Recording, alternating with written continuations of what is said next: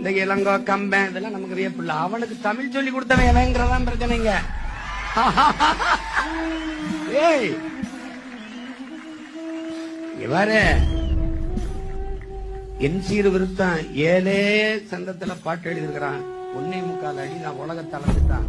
திருமால் கூட 2 அடி, நம்ம பாட்டை 1.25 அடி தான் உலகத்தை அளந்துட்டான்.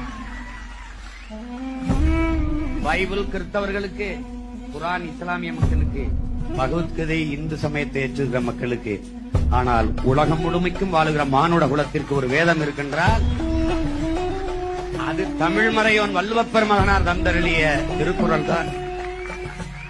எனக்கு வியப்பே வள்ளுவன் மேல இல்ல. அந்த அவனுக்கு